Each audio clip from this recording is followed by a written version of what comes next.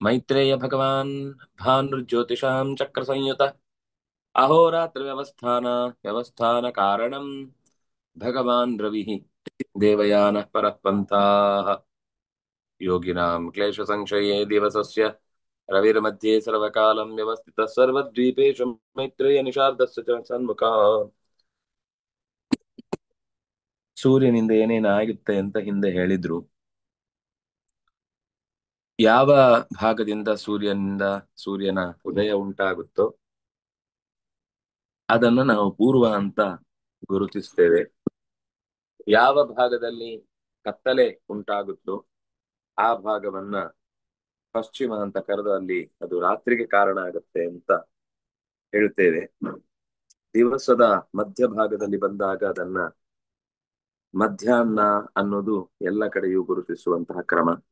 ಸರ್ವದ್ವೀಪಗಳಲ್ಲಿಯೂ ಕೂಡ ಅರ್ಧ ರಾತ್ರಿಯಾಗಿರುತ್ತೆ, ಇನ್ನರ್ಧ ಬೆಳಕಿರುತ್ತೆ ಅನ್ನೋದು ಇಷ್ಟು ಹೇಳಿತ್ತು.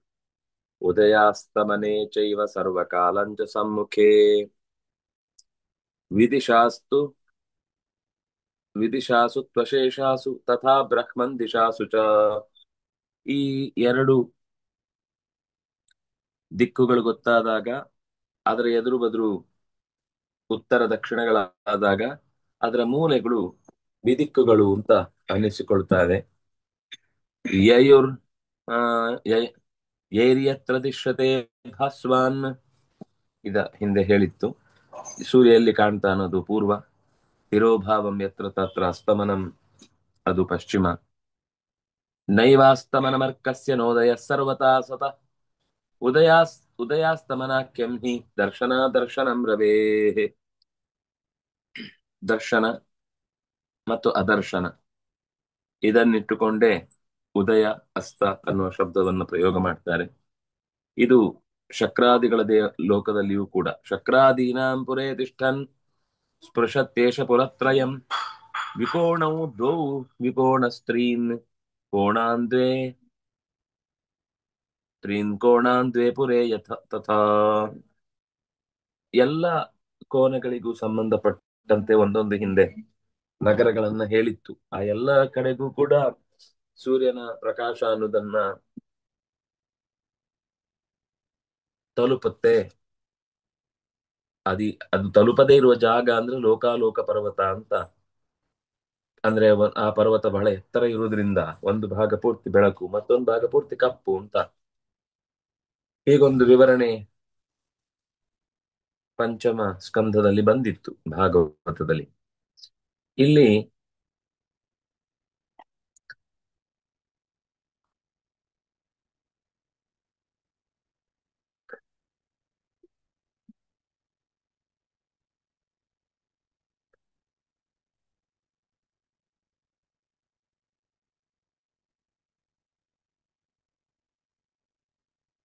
ಹ್ಮ್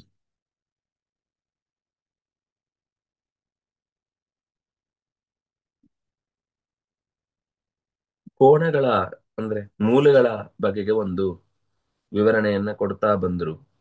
ಅದು ಸಾಮಾನ್ಯ ಅಗ್ನಿಗೆ ಸಂಬಂಧಪಟ್ಟ ದಿಕ್ಕಿನಿಂದಲೇನೆ ದಕ್ಷಿಣಾಯನದಲ್ಲಿ ಹುಟ್ಟುತ್ತಾನೆ. ಅದರಿಂದಾಗಿ ಕೆಲವೊಂದ್ ಸರ್ತಿ ದಕ್ಷಿಣ ದಿಕ್ಕಿಗೆ ತಾಗಿಕೊಂಡೇ ಹುಟ್ಟುತ್ತಾನೆ. ಅದರಿಂದಾಗಿ ಅದೇ ಪೂರ್ವದ ಕಾಣುತ್ತೆ. ಒಟ್ಟು ಪ್ರಕಾಶ ಬರಲಿಕ್ಕೆ ಕಾರಣವಾದಂತಹ ಜಾಗ ಅನ್ನುವ ದೃಷ್ಟಿಯಿಂದ ಎಲ್ಲಾ ಲೋಕಗಳಿಗೂ ಕೂಡ ಬೆಳಕು ಅನ್ನೋದು ಮುಟ್ಟುತ್ತೆ. ಉದಿತೋ ವರ್ಧಮಾನಾಭಿಃ ಮಧ್ಯಾಹ್ನಾತ್ ತಪತ್ರವಿಃ ತತಃ ಪರಂ ಹ್ರಸಂತೀಭಿಃ ಗೋಭಿರಸ್ತಂ ನಿಯಚ್ಛತಿ.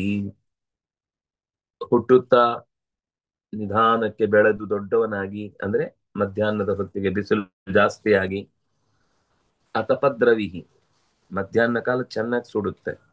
ತತಃ ಪರಂ ಆ ಬಳಿಕ ಹ್ರಸಂತೀಭಿಹಿ ಕಿರಣಗಳು ಕಮ್ಮಿ ಆಗ್ತಾ ಹೋಗುತ್ತೆ. ಗೋಭಿರಸ್ತಂ ನಿಯಚ್ಛತಿ ಕಿರಣಗಳು ಪೂರ್ತಿ ಒಳಮುಖವಾಗಿ 17ನೇದ್ದು ಗೋಭಿರಸ್ತಂ ನಿಯಚ್ಛತಿ ನಿಧಾನಕ್ಕೆ ಗೋಭಿಹಿ ಅಂದ್ರೆ ಕಿರಣಗಳಿಂದ ಬೆಳಕು ಹೆಚ್ಚಾದ ಹಾಗೆ ಕಮ್ಮಿಯಾದ ಹಾಗೆ ಎರಡೂ ನಮ್ಮ ಗಮನಕ್ಕೆ ಬರುತ್ತೆ.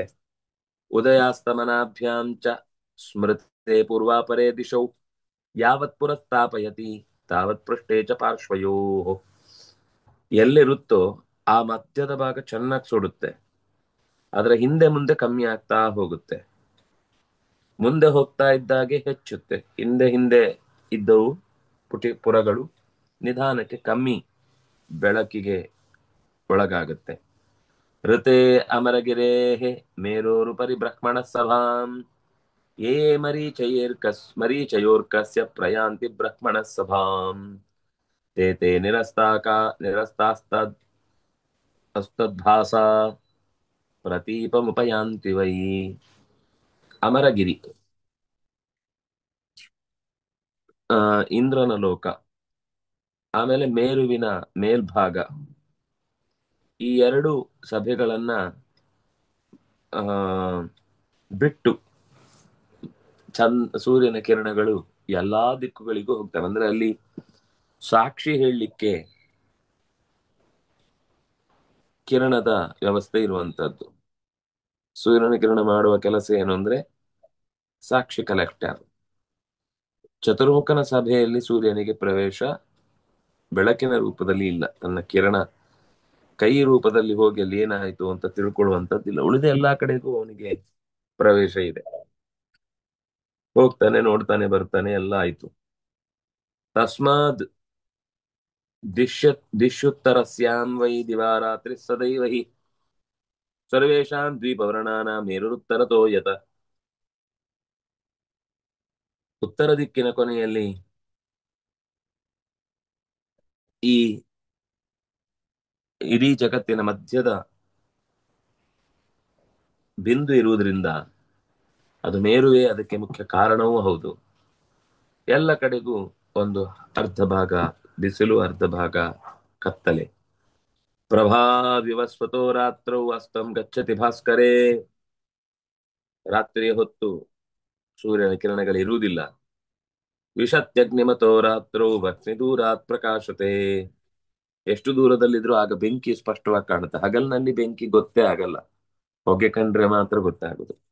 ಅದರ ರಾತ್ರಿ ದೂರದಿಂದಲೂ ಕೂಡ ಸೂರ್ಯ ಸ್ವಲ್ಪವೂ ಎದುರುಗೊಳ್ಳುವುದಿಲ್ಲ ಅನ್ನುವ ಕಾರಣಕ್ಕಾಗಿ ಅಗ್ನಿ ಆಗದ ಬೆಳಕಿನ ಶಕ್ತಿಯಾಗುತ್ತೆ. ವಹ್ನೆ ಪ್ರಭಾ ತಥಾ ಭಾನುರ್ದಿನೇಶ್ವಾವಿಂಶತಿ ದ್ವಿಜ ಅತೀವ ವಹ್ನಿ ಸಂಯೋಗಾತ್ ಅತ ಸೂರ್ಯ ಪ್ರಕಾಶತೆ. ವಹ್ನೇ ಪ್ರಭಾ, ಅಗ್ನಿಯ ಬೆಳಕು ಮತ್ತು ಭಾನುವಿನ ಬೆಳಕು ಎರಡೂ ಕೂಡ ಅದರದ್ದೇ ಆದ ವಿಶಿಷ್ಟವಾದ ತಾಕತ್ತುಗಳಿವೆ. ಅಗ್ನಿಯ ಬೆಳಕು ಹಗಲಿನಲ್ಲಿ ಸೂರ್ಯನನ್ನ ಸೇರಿಕೊಳ್ಳುತ್ತೆ, ಸಂಕ್ರಾಂತ ಆಗುವುದು ಅಂತ ಹೇಳ್ತಾರೆ ಅದನ್ನ. ದಿನೇಶು ಆವಿಶತಿ ವಹ್ನೇಹೆ ಪ್ರಭಾ. ನಾವು ಅದರಿಂದಾಗಿ ಹೋಮ ಯಾವಾಗ್ಲೂ ಕೂಡ ಹಗಲಿನಲ್ಲಿ ಮಾಡಬೇಕು ಅನ್ನೋದಕ್ಕೆ ಮುಖ್ಯ ಕಾರಣ, ಅಗ್ನಿ ತನ್ನ ಬೆಳಕಿನಿಂದ ಸೂರ್ಯನಲ್ಲಿ ಅತ್ಯಂತ ಹೆಚ್ಚಿನ ತಾಕತ್ತನ್ನ ತುಂಬಿಸ್ತಾ ಹೋಗ್ತಾನೆ. ಅತೀವ ವಹ್ನಿ ಸಂಯೋಗಾತ್ ಅಥ ಸೂರ್ಯ ಪ್ರಕಾಶತೆ. ಅಲ್ಲಿಯೂ ಕೂಡ ಉರಿಯುವುದು ವಹ್ನಿ, ಸೂರ್ಯನಲ್ಲೂ ಕೂಡ. ಅದು ಈ ಹಗಲಿನಲ್ಲಿ ಉರಿದ ಅಗ್ನಿಯ ಬೆಳಕು ಸೂರ್ಯನಲ್ಲಿ ಇನ್ನಷ್ಟು ಹೆಚ್ಚಿನ ಬೆಳಕನ್ನ, ಅಂದ್ರೆ ಶಕ್ತಿಯನ್ನ ಕೊಡುವುದರ ಮೂಲಕ ಉಂಟು ಮಾಡುತ್ತೆ. ತೇಜಸ್ವಿ ಭಾಸ್ಕರಾಗ್ನಿ ಪ್ರಕಾಶೋಷ ಸ್ವರೂಪಿಣಿ ಪರಸ್ಪರಾನುಪ್ರವೇಶಾತ್ ಆಪ್ಯಾಯೇತೆ ದಿವಾನಿಶಂ. ಭಾಸ್ಕರ ಮತ್ತು ಅಗ್ನಿ ಈ ಎರಡರ ತೇಜಸ್ಸು ಪ್ರಕಾಶ ಮತ್ತು ಬಿಸಿ ಉಂಟು ಮಾಡುತ್ತೆ, ಬೆಳಕು ಮತ್ತು ಬಿಸಿಯನ್ನು ಉಂಟು ಮಾಡುವಂತವುಗಳು. ಪರಸ್ಪರ ಒಂದಕ್ಕೊಂದು ಸಹಕಾರ ಕೊಟ್ಟುಕೊಳ್ಳುವುದರಿಂದ ಹಗಲು ರಾತ್ರಿಗಳಲ್ಲಿ ಅನೇಕ ರೀತಿಯ ಪ್ರಾಕೃತಿಕ ಚಟುವಟಿಕೆಗಳು ಉಂಟಾಗುತ್ತೆ. ನಮ್ಗೆ ರಾತ್ರಿಯಲ್ಲಿ ಅಗ್ನಿಯ ಬೆಳಕಿನಿಂದ ಒಂದಿಷ್ಟು ಕೆಲಸ ಆದ್ರೆ ಹಗಲಿನಲ್ಲಿ ಸೂರ್ಯನ ಬೆಳಕಿನಿಂದ ಕೆಲಸ ಆಗುತ್ತೆ. ಆದ್ರೆ ಸೂರ್ಯನ ಬೆಳಕಿಗೂ ಕೂಡ ಸಂಕ್ರಾಂತವಾಗಿ ಅಗ್ನಿ ಅನೇಕ ಕಾರ್ಯಭಾರಗಳನ್ನು ಕೂಡ ಮಾಡುವುದನ್ನ ನಾವು ಒಪ್ಪಬೇಕಾಗುತ್ತೆ.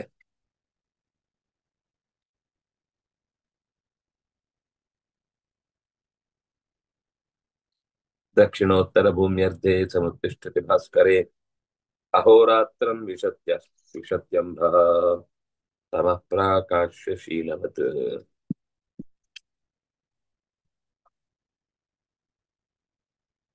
ದಕ್ಷಿಣೋತ್ತರ ಭೂಮ್ಯರ್ಧೆ ಭಾಸ್ಕರ ದಕ್ಷಿಣ ಮತ್ತು ಉತ್ತರದ ಮಧ್ಯಭಾಗಕ್ಕೆ ಎದ್ದು ನಿಂತಾಗ ಅಹೋರಾತ್ರಂ ವಿಶತಿ ಅಂಬಸ ಅಂಬಸ್ತಮಃ ಪ್ರಾಕಾಶ್ಯಶೀಲವತ್.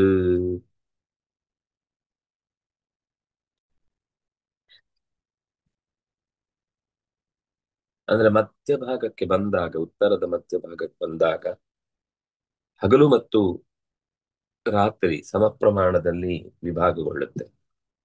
ಬೇರೆ ಸಂದರ್ಭದಲ್ಲಿ ಕೆಲವು ಕಡೆ ಬರೀ 4-5 ಗಂಟೆ ಸೂರ್ಯನ ಬೆಳಕಿರುವಂತದ್ದು ಇರುತ್ತೆ, ಕೆಲವು ಕಡೆ ಬರೀ 1 ಗಂಟೆ ಸೂರ್ಯನ ಬೆಳಕಿರುತ್ತೆ, ಉಳಿದ 23 ಗಂಟೆ ಕತ್ಲೆ ಇರುತ್ತೆ. ಈ ತರದ ವಾತಾವರಣ ಅಂಟಾರ್ಟಿಕಾಗಳಲ್ಲೆಲ್ಲ ನಾವು ಕೇಳುತ್ತೇವೆ.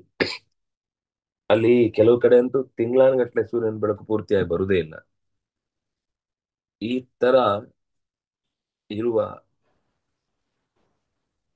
ಸೂರ್ಯನ ಬೆಳಕಿನ ಬಟವಾಡೆಯನ್ನ ನಾವು ಸರಿಯಾಗಿ ಗಮನಿಸಿದ್ರೆ ನಾವು ತುಂಬಾ ಕ್ಷೇಮಿಗಳು. ಭಾರತಕ್ಕೆ ಇರುವಂತಹ ಅನುಕೂಲ ತುಂಬಾ ಜಾಸ್ತಿ. ಸಿಕ್ಕಾಪಟ್ಟೆ ಬೆಳಕಿದ್ರು ದೇಹ ಸುಟ್ಟು ಹೋಗ್ತಿತ್ತು, ಸಿಕ್ಕಾಪಟ್ಟೆ ಚಳಿ ಇದ್ದಿದ್ರು ಮರಗಟ್ಟಿ ಹೋಗ್ತಿತ್ತು. ಅದೆರಡೂ ಆಗದ ಸಮಸ್ಥಿತಿಯಲ್ಲಿ ನಮ್ಮ ಸಾಧನೆಗೆ ಹೆಚ್ಚು ಅನುಕೂಲಕರವಾದ ವಾತಾವರಣವನ್ನು ಕೊಟ್ಟಂತದ್ದು ನಮಗೆ ಎಷ್ಟು ನೆನೆದ್ರೂ ಅದರ ಅನುಗ್ರಹ ಕಮ್ಮಿನೇ. ಇಷ್ಟು ಹೇಳಿ ಆತಾಮ್ರಾಹಿ ಭವಂತ್ಯಾಪೋ ದಿವಾನಕ್ತ ಪ್ರವೇಶನಾತ್ ದಿನಂ ವಿಶತಿ ಚೈವಾಂಭೋ ಭಾಸ್ಕರೇ ತಮಪೇಷಿ ತಸ್ಮಾತ್ ಶುಕ್ಲಾ ಭವಂತ್ಯಾಪೋ ನಕ್ತಮಕ್ನ ಪ್ರವೇಶನಾತ್. ಹಗಲಿನ ಸಮಯ ಮತ್ತು ರಾತ್ರಿಯ ಸಮಯ ಎರಡು ಸಮವಾಗಿ ಹಂಚಿಕೊಂಡ ಬಳಿಕ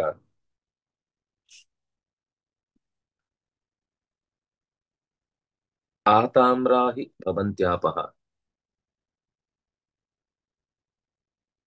ನೀರಿನಲ್ಲೂ ವ್ಯತ್ಯಾಸಗಳು ಈ ಬೆಳಕಿನ ವ್ಯತ್ಯಾಸದಿಂದ ಉಂಟಾಗುತ್ತೆ. ಸೂರ್ಯನ ಬೆಳಕು ಕಮ್ಮಿ ಆದ ಹಾಗೆ ನೀರಿನಲ್ಲಿ ಶುಚಿ ಕಮ್ಮಿ ಆಗ್ತಾ ಹೋಗುತ್ತೆ.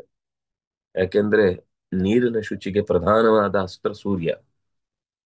ಎಷ್ಟು ಸೂರ್ಯನ ಬೆಳಕು ನೀರಿಗೆ ಬೀಳ್ತಾ ಇರುತ್ತೋ ನಾವು ಟ್ಯಾಂಕ್ ಬಂದ್ ಮಾಡಿ ಇಟ್ಟಷ್ಟು ಭಾರಿ ಸೇಫ್ ಅಂತ ಅನ್ಕೊಂಡ್ರೆ ಸೂರ್ಯನ ಕಿರಣ ಬೀಳದೆ ಇದ್ದಷ್ಟು ರೋಗಗಳ ಸಂಘ ಜಾಸ್ತಿ ಆಗ್ತಾ ಹೋಗುತ್ತೆ.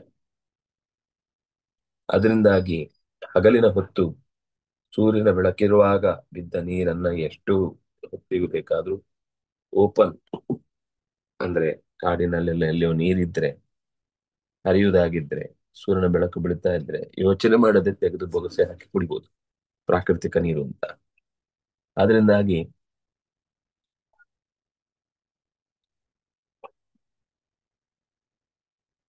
ಎಷ್ಟೇ ಹರಿಯುವಾಗ ಅದರಲ್ಲಿ ಬೇರೆ ಬೇರೆ ಕೊಳೆಗಳು ಸೇರ್ಕೊಂಡಿದ್ರು ಹರಿತಾ ಮುಂದೆ ಹೋದ ಹಾಗೆ ಅದು ಮತ್ತೆ ಶುಕ್ಲವರ್ಣಕ್ಕೆ ಬರುತ್ತೆ. ಅದು ಸೂರ್ಯನ ಕಿರಣಗಳ ಪ್ರವೇಶದಿಂದಾಗಿ. ಸರಿ, ಶ್ರೀಹರಿ ಪ್ರಿಯತಾ ಶ್ರೀಕೃಷ್ಣ ಅರ್ಪಣಮಸ್ತು.